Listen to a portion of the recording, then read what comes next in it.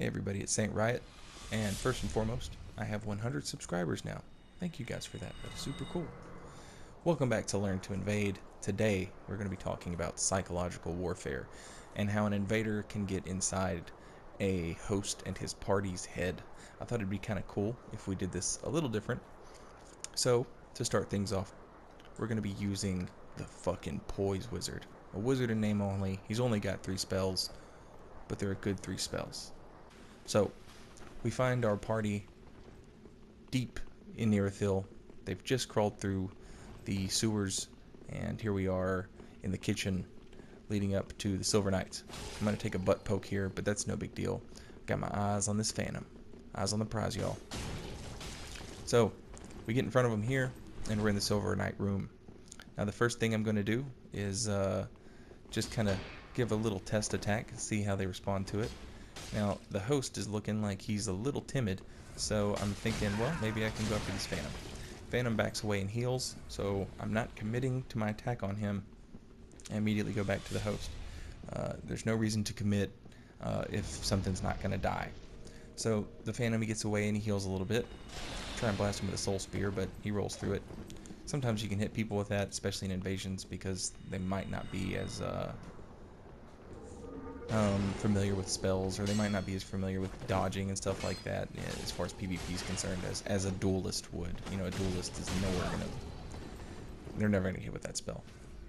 So, get a few good R1s in on both of them, and I need to heal now. So I'm backing up a little bit, throwing some spells around, and I want to find their boundary, and it looks to be right here. They don't want to cross this threshold, so I heal. I see they don't want to cross this threshold still, so I cast a spell. Give me all the time in the world. Now you'll notice Poise Wizard, his spells don't do a lot of damage, but that's not how the bulk of his damage is done. Look at that combo. Just go, go, go. Now, they think I'm in a bad way, so they're trying to take advantage, and I've made them break their boundary. I've made them cross that threshold, and now the Silver Knight is in on this fight. And the Phantom, you know, he wasn't doing so hot anyway. He wants nothing to do with this Silver Knight. When he sees he has to have something to do with it, he gets killed with it. And you'll notice that time, I stuck with the Phantom. Didn't worry about getting hit, didn't worry about any of that. Just dealt damage to the Phantom because it meant he was going to die. Now it's just the host. He's on backup mode. He's put this damn thing in reverse. I'm going to chase him down these stairs. I'm going to go ahead and apologize in advance. My PlayStation does this weird thing where occasionally it just skips frames of fights. Basically, he blocked there, and the shield couldn't hold up, so he got the nasty-ass critical attack. He has now been visited by the great Farron Dart. Type pew pew pew in the comments, and hosts who try and drink Estus near you will fall over dead. I love that spell, and I didn't use it until the end because I didn't want them to know I had something that quick in my arsenal. So, what did we learn from the fucking Poise Wizard? We learned that 1, you shouldn't abuse the enemies in the level. Use them, don't abuse them. 2, never show your whole hand. That Farron Dart, yeah, don't show that. And 3, don't fully commit unless it guarantees something will die, as was the case with that Phantom. And 4, know your opponent's boundaries, then make them break them. So now we're going to check in with Black Metal, the Onyx Blade, poised out Pyromancer. He's bad as fuck, y'all. I really need to take this guy into New Game Plus, I think, so I can reallocate his stats again. I've basically used this build. This is like the 140 only invader build. He needs his stats reallocated because he has way too much attunement. So I've taken my time finding this party because they got a seed active, okay? And in taking my time, what do you know? Another invader has showed up. Hooray. Now what that means is there's going to be more than one Phantom. So the seed was active. I didn't run around killing stuff because I typically don't like killing things when there's a seed active because it can give the host and his Phantoms an Estus. You know how you kill an enemy and you gain Estus for it? Well, that works if the invader kills the enemy too. It's not like the invader's going to get the fucking Estus. So, our partner here, Adolf Linkler, If any of you are familiar with Rick and Morty, that is a fantastic character name. I'm gonna let him set the tone here. What does he want to do? Now, I wouldn't kill these things. I'd just run past him. He wants to kill him. So, I'll let him pick his target. And then I get the other one. I'm staying out of his way. We won't inadvertently hit each other. Both the Pontiff Knights are busy with one of us. He goes over here and kills the fucking Titanite Lizard, which is way too nice. I would have just hit it once and then let it disappear. That way the host couldn't get the fucking Twinkling Titanite, because I'm an asshole invader. But, you know, hey, whatever. So Adolf, he comes over here and he kills the Fire Witch. Again, I'm staying out of the way, not bothering him, letting him do the damn thing. He can deal with one Fire Witch, I'm sure of it. I'm going to point over here and let him know that I've seen the party. They're waiting for us down there, as they're wont to do when they have a seed active. Now, the thing about killing the enemies is, let's say they did get an Estus back for that. Doesn't affect us too much because we haven't started the fight yet. Once you've started the fight, fucking enemies are off limits, because you don't want to kill something and give the host Estus back, especially something big like any kind of knight enemy or a giant. I tried to give them like the cool Pyromancer battle pose, but they were not having it. I got the Pyromancer high five instead. Then all hell breaks loose. So I need to save him, because he is what's going to keep me alive. Even if he's terrible, they're still going to have to worry about him. So he comes over here, he hits Pyromancer, Pyromancer goes on a roll streak, and Pyromancer gets fucking dealt with, y'all. Alright, now it's time to deal with the other Phantom. He wants to use those cool sights. Yeah, that's cool. Yeah, try and turn it towards me. Get poised on. Get fucking wrecked, son. I wonder how many souls that guy's going to give me. I bet it's the normal amount. What do you know, it's not. So anyway, now it's just the host. I'm just going to stay out of the way. I'm going to let my buddy here do most of the work against the host, because he's doing a pretty good job. So, like, I don't know his skill level, but he's managed to stay alive up until this point, so I'm giving him the benefit of the doubt. Now he rolls out, so I get an R1 in, and I'm going to get another one in. Now this is where I knew Adolf was the real deal. I'm chasing this host down, and Adolf is not fucking it up. So I back out, I let Adolf take over while I regain some stamina, and I'm just going to throw Black Serpent, because it won't kill Adolf, but it'll kill that host. And they get the sweet Pyromancer pose. Hell yeah. Good job, Adolf. Linkler, not Hitler. That would be... Shut up. So, what did we learn from that invasion? Take your time finding the fight. All you're going to do is stress the party out. You know what I mean? And if they get to the boss, who cares? It would have been a shitty fight anyway. Don't panic at a seed. That's what they want you to do. Follow your teammate's lead. Not really psychological there, but you should do it anyway. Take the bulk of the workload. Again, not too psychological, but when you're invading with a partner, that's important. And don't get in their way. Let the teammate determine what he's going to do. And now we're going to check in with Ultra Great Sword Poise guy. This guy could not find a good invasion. He couldn't find a multiple man invasion, but he did find an invasion that was fun and worth talking about, because he got to address an Ultra Great Sword's weakness. Right off the bat, we see the host, so we're going to shoot an exploding bolt, not at the host, but at this corner, because we want to know if there's any Phantom over there, and there's not. So, now that we know we don't know, but we think we're in the room alone, we're going to give him a wave, and we're going to give the camera a good spin, make sure nothing's coming at us, because Phantoms, fuck Phantoms, man. He switches to the dagger because he sees an Ultra Great weapon. Immediately switch up with the Gold Pine Bundle, throw the mix up at him, and I get a hit because of it. Throw out an R2. Now, he goes for the swings, which is silly, because now he's going to get messed up.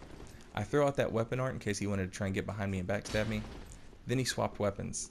And when you're invading someone and they swap weapons, that means they're dead. They don't trust what they were doing, especially if they want to treat it like a duel, and they're not going to heal. So what did we learn? 1, poise. Just poise. 2, mix it up. That's how you get people caught up, especially with an ultra great weapon. Never take anything at face value. Yeah, there were no Phantoms there, but we had to make sure. Weapon swap is defeat. Now let's check in on the Sword and Board character and see what adventure he got into while he was in Irithyll. This starts off as pretty standard, 1v2. You'll notice the unlocked rolls to get away from everybody. Now, I've taken a little bit of damage, and I noticed they weren't really wanting to bite on chasing me. He's out of stamina, but I can do nothing to punish it. They weren't really taking the bait up until that point. Now they take the bait. So, here come all the enemies. Everything's involved now. And they've summoned a Blade of the Dark Moon. So I'm going to do what damage I can, and I'm going to use the same strategy that I just used before. By the way, I already know how this fight's going to end. Now, yeah, of course you do. You have the benefit of hindsight. No, I knew how this fight was going to end the moment I saw it. The host there is using a Great Shield that, for whatever reason, is not as good as the other Great Shields that's standing up against the Weapon Art R1. Anyway, continue to retreat. Make them think they have an advantage, because they do. It's 3-on-1. But I'm not retreating as far as they think I would. I'm not going to run through the whole level. That's a silly thing. Run up until the next group of enemies, and then stop running. So, Irithil Slave and myself, we take care of the Blade of the Dark Moon. That's 2 Estus back, gonna put me at 5. Almost killed the Phantom there, but he got away from me. That fucking Forked Pale Tongue prompt would not go away. So, the Fire Witch should be joining in the fight if I can get them to just break this threshold right there. That's all I need them to do. Smartly, they do, because that's what you want to do. Again, he's out of stamina.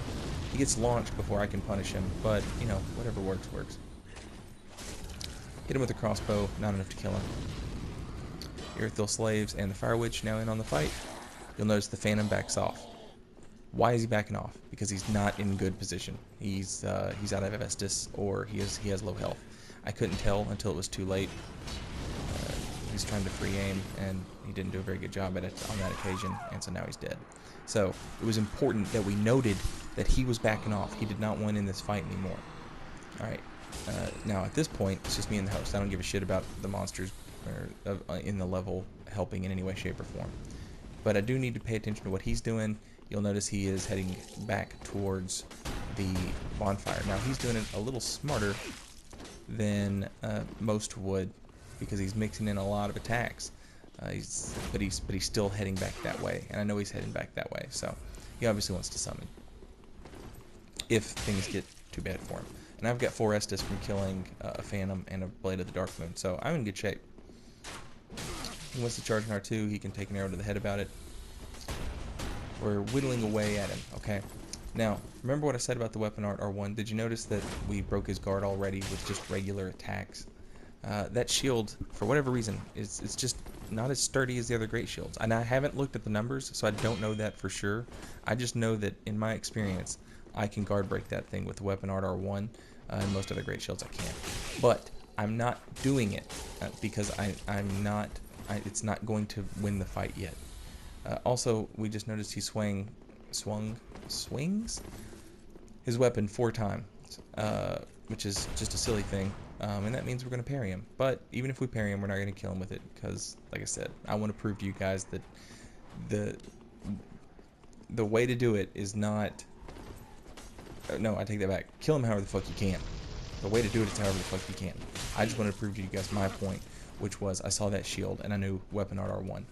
So, slowly wearing him down, whittling him away. I've still got 2 Estus left, so I'm in no hurry. I don't want to do the Weapon Art R1 unless it means he's dead. And you'll notice he's rolling and attacking at this point. I need to, if I can break him of that, then I will.